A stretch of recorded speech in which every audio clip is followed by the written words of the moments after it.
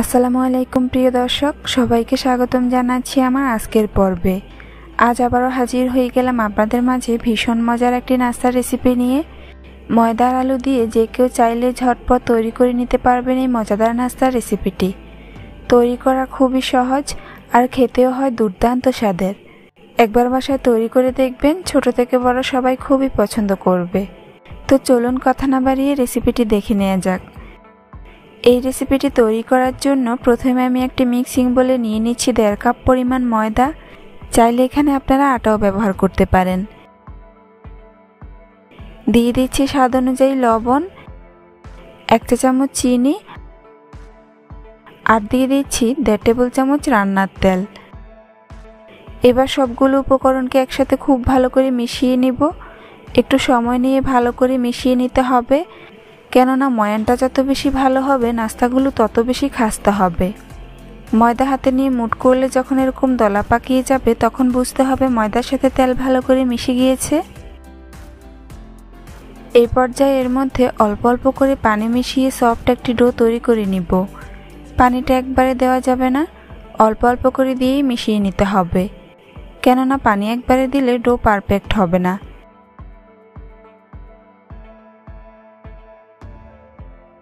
এভাবে বেশ কিছুক্ষণ মধ্যে আমি ডো তৈরি করে নিব।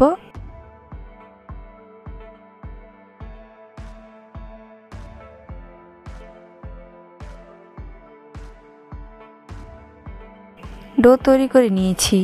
এখন এটাকে ঢাকনা দিয়ে ঢেকে 15 মিনিটের জন্য রেস্টে রেখে দিব। অন্যদিকে পুর তৈরির জন্য চুলে একটি প্যান বসিয়ে এর মধ্যে দিয়ে দিচ্ছি 2 টেবিল চামচ রান্নার তেল।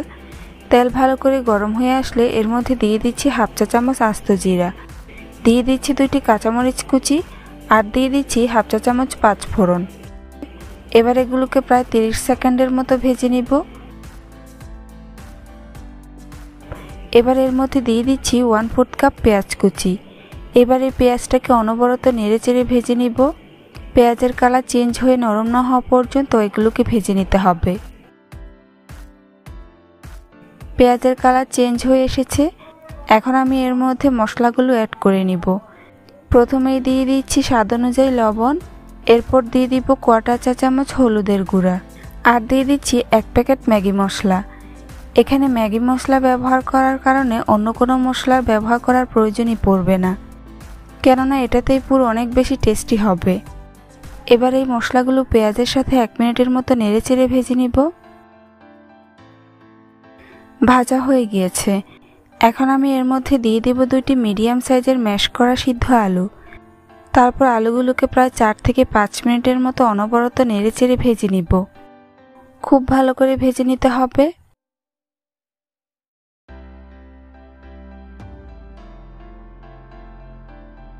এই তো আমার নাস্তার পুর তৈরি হয়ে গিয়েছে। এখন এগুলোকে চুলা থেকে নামিয়ে ঠান্ডা করে নিব। ফিরে আসলাম 15 মিনিট পর। এবার ঢাকনা সরিয়ে নিচ্ছি। তারপর ডোটাকে আরও কিছুক্ষণ মথে নিব।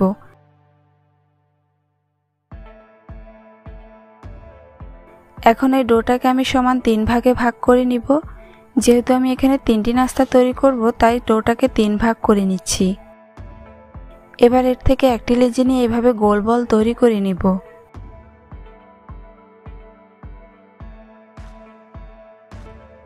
বাকিগুলোকে আমি একই রকম ভাবে গোল বল তৈরি করে নিব।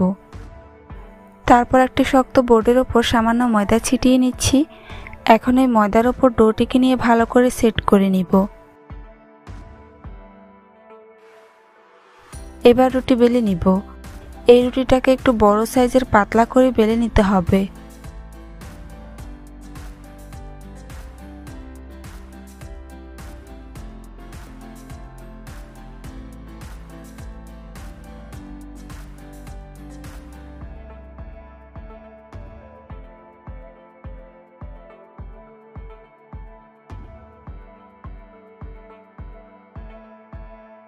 রুটি বেলে নিয়েছি।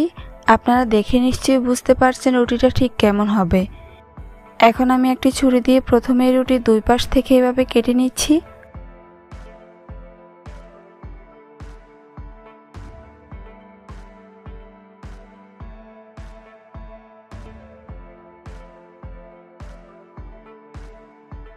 তারপর অপর পাশ থেকেও এভাবে কেটে নিচ্ছি।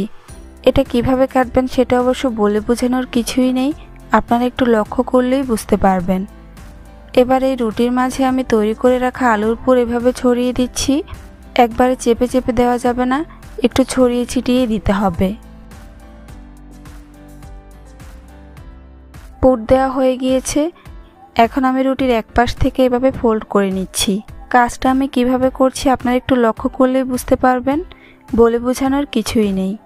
দুই পাশে ফোল্ড করে তারপর এভাবে ভাঁজ করে নিব। এরপর অপর দুই পাশ থেকেও আবার ফোল্ড করে নিব। এভাবে প্রত্যেকটি স্তরে ফোল্ড করে নিতে হবে। এখন আমি মুখের দুই অংশে সামান্য পানি লাগিয়ে নিচ্ছি, এতে করে নাস্তাটা ভালো করে সিল হয়ে যাবে।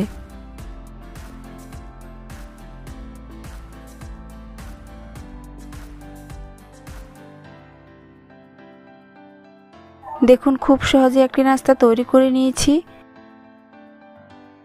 একই রকম ভাবে আমি বাকি নাস্তাগুলো তৈরি করে নিয়েছি। এখন এগুলোকে ভাজার পালা। তাই চুলায় একটি প্যান বসিয়ে পর্যাপ্ত পরিমাণে তেল গরম করে নিয়েছি। এখন এই গরম তেলের মধ্যে নাস্তার পিসটিকে দিয়ে দিচ্ছি। কিছুক্ষণ পর এটাকে উল্টে দিব। এই নাস্তাটাকে একটু সাবধানে উল্টে দিতে হবে, প্রয়োজনে দুইটি হাতল ব্যবহার করবেন। চুলার আঁচ মিডিয়াম টু লো হিটের মাঝামাঝিতে রেখে নাস্তাটিকে উল্টে পাল্টে ক্রিস্পি করে ভেজে নিতে হবে। বেশ কয়েকবার উল্টে পাল্টে এটাকে গোল্ডেন ব্রাউন কালার করে ভেজে নিব।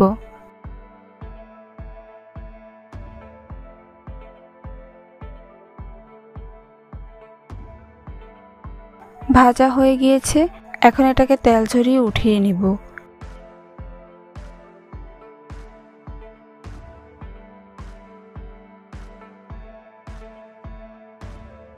বাকি নাস্তাগুলোকেও আমি একই রকম ভাবে ভেজে নিয়েছি। দেখুন আলুর এই নাস্তাগুলো দেখতে মাশাআল্লাহ কতটা সুন্দর ও লোভনীয় হয়েছে। সকাল বিকেলের নাস্তা কিংবা বাচ্চাদের টিফিনে এরকম একটি নাস্তার রেসিপি থাকলে আর কিছুই লাগবে না। রেসিপিটি ভালো লাগলে কমেন্টস করে জানাতে ভুলবেন না। চ্যানেলটি সাবস্ক্রাইব করে পাশে থাকার অনুরোধ রইল। আজ এখানেই বিদায় নিচ্ছি। সবাই অনেক বেশি ভালো থাকবেন। আল্লাহ হাফেজ।